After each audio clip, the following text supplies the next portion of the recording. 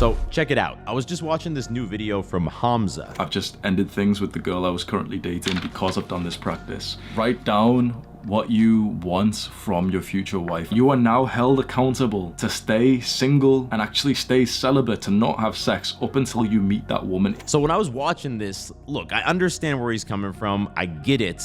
But at the same time, I don't really agree with it. And I think it's very important for men to understand the full picture here. That being said, I think something that every man can fully agree with is that the new Edge lifestyle collection that just went live is fire, bro. Finally, our premium denim jeans are back. These have the perfect fit, not too baggy, not too tight, and they're built from a premium denim material that has some solid stretch to it so they do not cramp your junk. Also, our short sleeve premium Henley tees are available in 3 colorways. This is just the perfect going out shirt, especially as we're reaching the warmer months with spring around the corner. You're gonna want this in your wardrobe. Also, our best-selling item ever, our movement joggers, are back and better than ever. The cool stretch fabric has crazy stretch for insane comfort. This also makes them ideal for the gym, but the clean fit makes them perfect for rocking around town as well. And finally, our essential tee is available in 4 colors. This just has the perfect fit that accentuates your physique, but it has that swooped curve hem on the bottom for extra styling. All of that is available now at edgelifestyle.com. And because you're watching my video, you know I'm gonna hook it up. You can use my coupon code to save some money at checkout. Do not delay. Click the first link in description. Shop now. Now look, lately there has been a big return to traditional values, right? Because the modern world has developed into a lot of this wokeness and this hookup culture, and there's been a big shift to let's reject modernity and let's embrace our traditional values. And I think this is a good thing. I think things overextended themselves to one extreme, and this is helping recenter things to a more healthy place for society. And something that I've seen discussed a lot recently as part of this is divorce rates, because as y'all know, in the United States, the divorce rate hovers around 40 to 50%, which is shockingly high. It's not good. And then if you look at arranged marriages, the divorce rate is 4%. Or in India, 90% of marriages are arranged and only 1% of those ends in divorce. And this is often cited by people who are trying to bring back those traditional values because these cultures tend to be a lot more traditional. There tends to be a lot less of the hookup culture there. Or when we look at the number of previous sexual partners, people who have 0 have the lowest rates of divorce. Then when you get 1, it increases a bit. When you get 2, it actually spikes way up to the point where after 2, the divorce rate actually comes down if you have 3, 4, 5, 6, all the way up to 10 partners. And then after that, it increases a bit again. And honestly, that's kind of confusing. Why would someone with 2 partners have a higher chance of divorce, but then once they move on to 3, 4, and 5, it actually lowers? But the one thing that's clear is that for virgins, it's way lower, and that's also used as support for going back to traditional values. But when I hear these stats, I always cringe a little bit because I think there's a huge confounding factor here, and that is religion. Because if you look at this graph, it shows that people with 0 partners have by far the highest attendance of weekly church. Now, don't get it twisted. I'm religious. Both of my parents come from very Catholic families, and because of that, I understand this truth that divorce is looked down upon in religious communities. It is frowned upon in the Bible, and because of that, religious people are less likely to actually get a divorce because they're afraid of the shame that would come. So maybe their marriage is not happy, it's not healthy,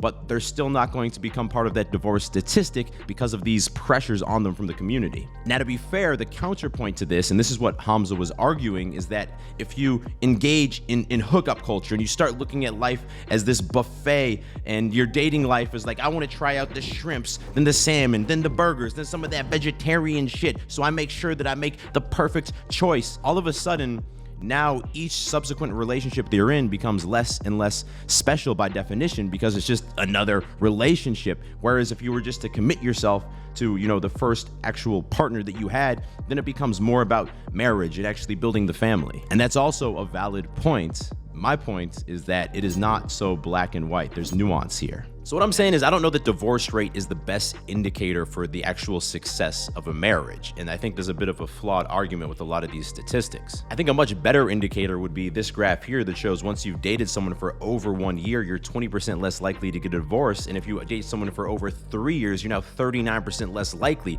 because this does not come with those, religious community pressures on you to stay in the marriage, even if it's not great. Or this data that shows that, once the household is making above 125K, you're you're 51% less likely to have a divorce. Both of these things make a lot of sense because once you've been with someone for 3 years, you've probably had a lot of time to realize, are you still attracted to this person? Do you guys share the same values? Have you grown apart or have you grown together? And obviously financial issues can create a lot of tension between people, especially if there's children involved. Now, I mention all of this first of all because I think it's fascinating data, but second and more importantly, because I think it reveals the most important thing men need to focus on today more than ever. You know, a lot of people would say the most important character trait a man needs to possess is confidence. Confidence is king, right? And of course, confidence is important because without confidence, we don't have the confidence to take risks, right? We're too afraid to talk to girls because we might get rejected. We're too afraid to take risks in our career because it might end in failure. Or some people would say that discipline is actually the most important because without discipline, you will not have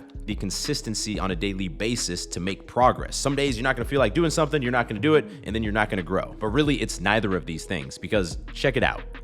When it comes to divorce, for example, a lot of men would consider that like the worst possible outcome in life.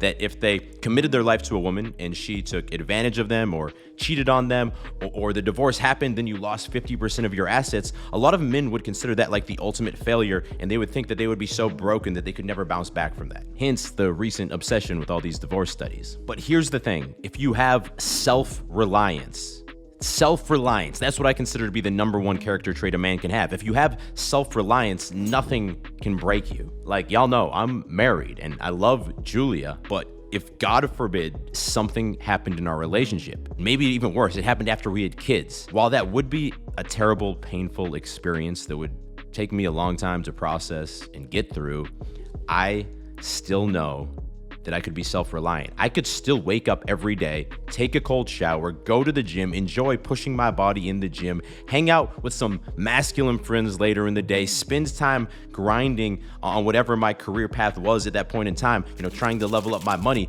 All of those things I could still do. I could still enjoy my life even after perhaps losing a lot of money and a life partner who I envisioned my whole life with. And this is why, honestly, I'm a bit split when it comes to this whole idea of rejecting modernity, because there's a lot of people saying now that, you know, you should write a list of all the values you'd want in your future wife, and you should not even try dating someone unless they check off almost all of these boxes. But here's the thing, for me, going through the trials and tribulations of figuring out my dating life, approaching a bunch of women, getting rejected by them, figuring out how to lead the interaction forward, figuring out how to have confidence in the bedroom. All of these things taught me so much about life and helped me evolve into the man I am today. Not to mention that if I had made a list of everything I wanted in a wife, I would not have been very pleased with the final outcome. Like, because I was able to date and experience different types of girls, I actually evolved the type of girl who I realized would be the right fit for my life and for my future. Like, my first girlfriend was very feminine. She had a lot of that warm energy. Then the second girl I dated was almost the opposite. Different girls who I casually dated in between were, you know, we're all over the spectrum. And ultimately I landed on something